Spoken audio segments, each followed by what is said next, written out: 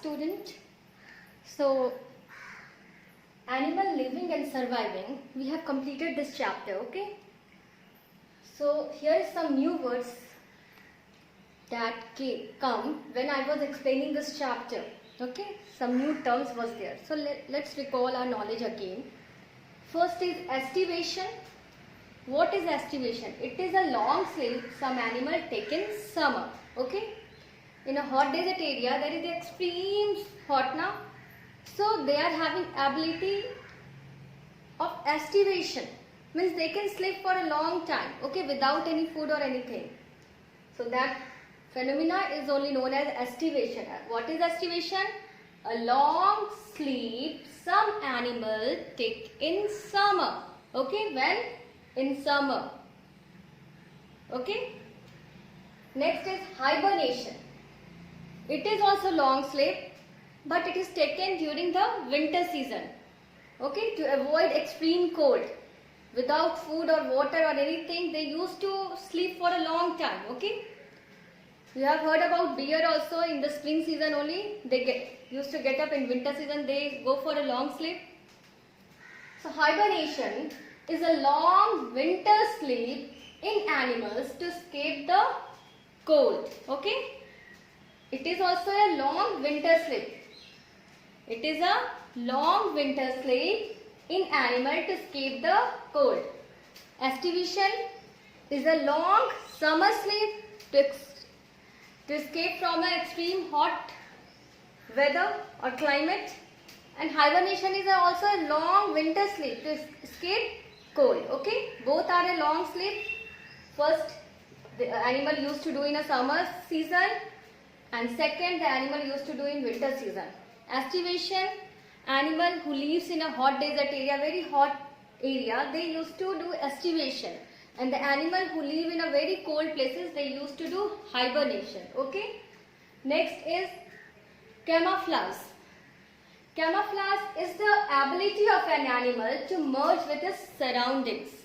So this is an ability of the animal to merge with its surrounding, like that chameleon or stick insects. It is very difficult to spot them, okay. Why it is difficult to spot them? Because they are having ability of camouflage. What they used to do, chameleon, they change their color and they merge themselves into the surrounding only. They will look like a grass, but there is chameleon, okay. So it is difficult to spot them. Why? They are doing this only to protect themselves from their enemies, okay. So what is camouflage? Camouflage is the ability of an animal to merge with its surrounding by changing color or by shape is only like this, okay. They are doing camouflage. Now next is migration.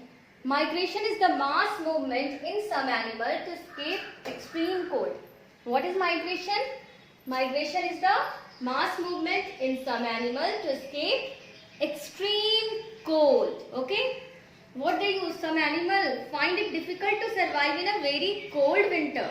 They leave their homes and travel to a warmer place. Most of them return to their home when the weather becomes warmer, okay. They used to migrate during the cold season and they used to return back to their native place when the weather is comfortable for them, okay. So the mass movement in some animal to escape extreme cold is known as migration. Animal can be grouped into 5 major categories according to the habitat where they live. What is habitat? Habitat is the natural surrounding where animal used to live, okay. So the natural surrounding where an animal lives is called its habitat, okay. So terrestrial animal. What is terrestrial animal? Animals that live on land, okay, whose habitat is land. Those animals are known as terrestrial animals, okay. Animals that live on land are called terrestrial animals. Second, aquatic animal. Animals that live in water. So animals that live in water are known as aquatic animal. Not only fish is living in water, some mammals, whales, dolphins, they also used to live in water. Some snakes live in water, water snake. Some insects live in water, okay? And fish almost, okay, are aquatic animal. Aquatic animals are animals that live in water, okay? Now next is amphibians. Animals that can live both on land and in water are known as amphibians, okay? These animals are living in water also and on land also. So their habitat is land also and water also, okay? They are having two habitats. They are living on land, they are living in water. Those animals is only known as amphibians. So the animals that can live both on land and in water are known as amphibians. Example is frog. You can see now frog living both where sometime on land also, sometime in water also. And in starting, little frog that is known as tadpoles, they are having gills to breathe in water, and when they grow up, their gills disappear and the lungs come in existence for breathing, okay? So when they are on land, they used to breathe with their lungs, and when they are in water, gills is gone now, okay? So when they are in water, they breathe with the help of moist skin, okay? Moist skin. Now next is arboreal animal. Arboreal animal is also terrestrial animal only because they are living on land. But most of the time they used to spend on trees, okay? So the animals that spend most of their time on trees are known as arboreal animal. For example, monkeys, they used to play on the branches of the tree. They are spending most of their time on the tree only. So those are known as arboreal animals. Aerial animals. Animals that spend most of their time in air, all time flying here and there.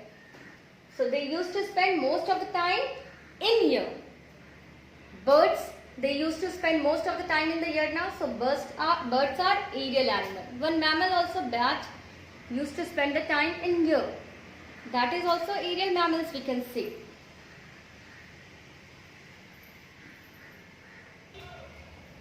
According to eating habits, we have divided animal into a different categories, okay?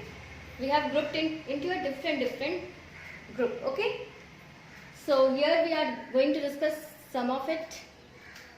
First of all, herbivores. Herbivores are animals that eat only plants and plants part, okay? Herbivores are animals which are eating only plants and plants part. And the example of herbivores are cow, horse, deer, buffaloes, elephant, zebra. These are the example of herbivorous animal. Next is carnivores. Animals that eat the flesh of other animals. So the animals which used to eat the flesh of other animals are known as carnivores. For example, lion, tiger, okay, cheetahs. These are the carnivorous animals. They used to eat the flesh of other animals. Now omnivorous. Omnivorous, they are herbivorous and carnivorous. They are combination of both, okay. So sometimes they are eating plants product and sometimes they are eating flesh of other animals also. Those are known as omnivores. So animals that eat both plants and animals are known as omnivores. You have seen crow. Crow are eating plants product also and crow are eating flesh of other animal also. So crow is omnivorous.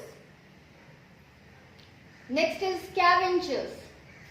Scavengers, they are also eating the flesh of other animal, but they are eating flesh of dead animal.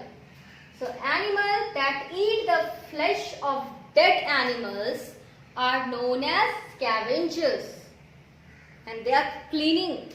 Okay, if any dead body is there in the jungle, by eating, they are cleaning the jungle. Okay, they are eating the flesh of that dead animal, and like that they are cleaning the jungle.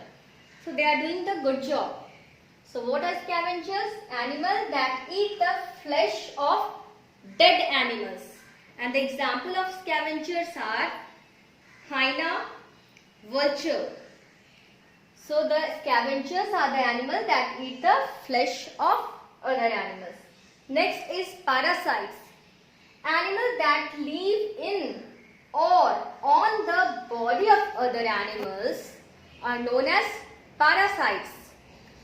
So these parasites are living either inside or outside, okay, on the body of other animal. And for their food, they are depending upon that animal only in which they are living. So the animal in which they are living now are known as host. Okay, the parasite used to live in or on of the body of those animals. Which animals? They are known as host. Okay, so for their food, they are depending upon their host only.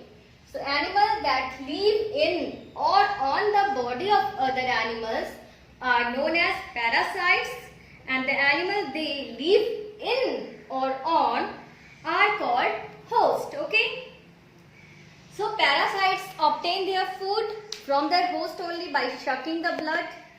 Okay, so they are depending upon their food depending for their food upon host. Okay, so for example of parasites are leech, fleas, bedbugs. These are the parasites which are living on the body of other animal. Okay, you have seen leech many times. These are found on the body of cows and buffaloes, and they are sucking their blood, and they are having thousands of teeth. With the help of teeth only, they are attached with on the body of the cows, and they are sucking the blood of the cow. Okay, very dangerous. Then some animal used to live inside the body of the host. For example, tapeworm and hookworm.